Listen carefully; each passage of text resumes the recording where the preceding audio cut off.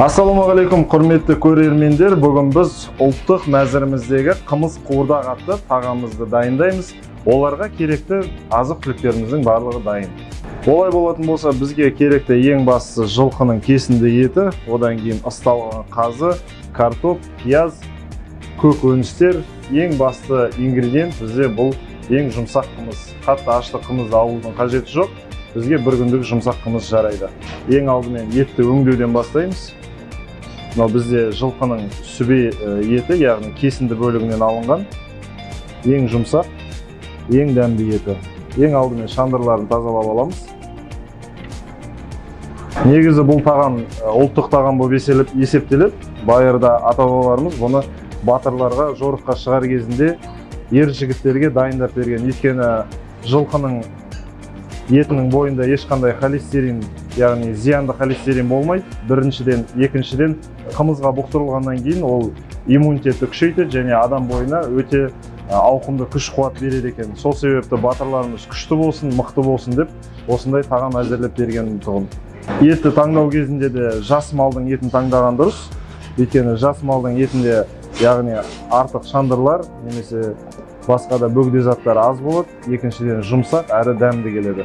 Қуырдаққа негізі етті неғұрлым ұсағырақ қылып тураса, соғұрлым біріншіден жегенге ыңғайлы, әрі өте тез піседі. Үшіншіден әдемі көрінеді. Етімізді турап алдық, енді бұны бөлек ыдысқа салып қояйық. Келесі кезекте бізде пияз, яғни пияз біздің тағамымызға шырынын береді, әрі дәмін береді. Есін келтіреді. Пиязымызды өте соқтап турап аламыз. Егер етті дұрыс таңдаған жағдайда, негізі бұл тағам өте жылдам, әрі тез әзірленетін тағамдар түріне жатады.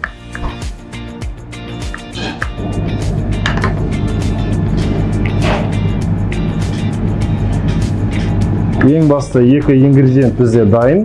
Картопымызды артынан қуырамыз және ең соңында әсемдеу кезінде көк шөптерімізден қызанағымызды және ысталған қазымызды пайдаланамыз. Ал енді келесі кезекте бізде қуыру процесі. Олай болса қуырайық. Ең басты табамызды қыздырып аламыз. Қыздырылған табаға өсімдік майынан қоямыз.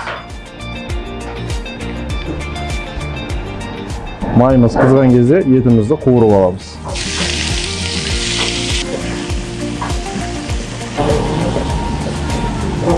Етімізді бір қуырып алғаннан кейін, артынша пиязымызды саламыз.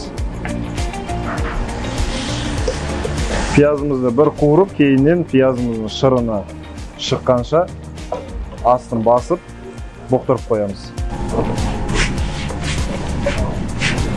Етіміз пиязымызбен қуырылғаннан кейін, аздаған сорпа құямыз. Отымыздың астын басып, пиязымыз толықтай піскенше және етіміз толықтай піскенше бұқтырып қалдырып қоямыз. Дайын болуға 20 минут қалған кезде қымызымызды құямыз. Бірақ әзірше сорпамызбен бұқтырыла берсін. Ал енді біздің қуырдағымыз дайын болған дегенше әсемдік заттарымызды дайындап, турап, кесіп қоя берсек болады. Ең әуелі көк пиязымызды кесіп қояйық. Кез келген көкшөп және көкөністер, яғни қызанақ болсын, не болмаса басқа көкөністер болсын, тағамның түр әлпетін ашады және тағамға, кез келген тағамға балғындық сыйлайды. Негізі тағамды әсемдеу кез келген аспаздың өзінің талғамына байланысты. Біздікі, яғни классикалық ұлттық тағам болғандықтан көп затты қажет етпейді, яғни тек қана қызыл қызанағымыз, кішкентай және қызыл пиязымыз және көкшөбімізді қолданамыз.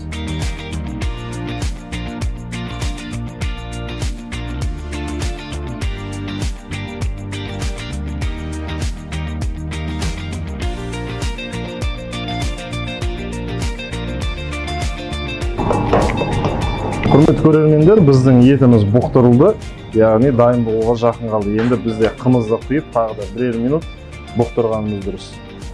Яғни қымызымыз қайнап, етке өзінің дәмін беру керек. Естеріңізге сала кетем, бізде қымыз тек жұмсақ қымыз болу керек. Қатты қышқыл қымыз болса, яғни қуырдағымыз қышқыл болып кетуі мүмкін.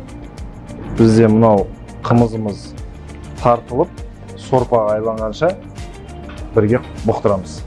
Негізі кез келген картоп түрлерін қолдануға болады. Бүгін бізде мұздатылған жас картоптар, яғни оны осында қыздырылған майға қуырып дайындап аламыз. Қуырдағымыз мінекей дайын болып қалды, яғни сорпасы қатты көп және қатты аз болмау қажет. Кішкентай черри қызанақтарымызды пісіріп жіберсек болады. Яғни пісірген кезде де жай пісірмейміз. Бұған дала шөптерін, яғни тимьян атты хош иісті шөп қосып, қазір қыздырылған пешке бір салып аламыз.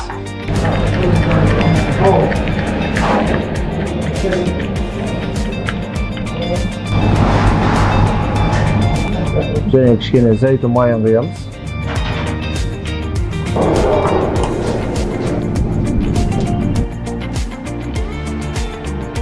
Ал мінекей қуырдағымыз дайын болды. Енді салып әсемдей берсек болады. Негізі қуырдақтың сорпасы қоймалжың болу қажет. Өте пайдалы, әрі бойымызға күш қуат беретін қуырдақтың бірден бір түрі, бірегей десек болады. Қымызбен бұқтырылған тағамның, яғни бізде тәбет ашатын қасиеті бар.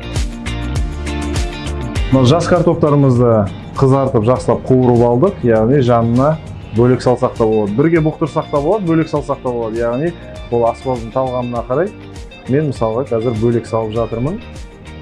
Яғни картоптарымыз қытырлақ, қып-қызыл, әдемі болып пісті. Қызыл пиязымыз, черри қызанақтары және ысталған қазы. Көкшөбімізді ұмытпаймыз. Көкшөп міндетті түрде ыстық тағамға өте керемет үйлеседі, міндетті түрде қажет.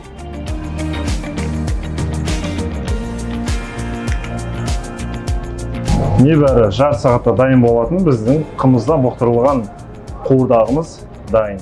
Астарыңыз дәмді болсын.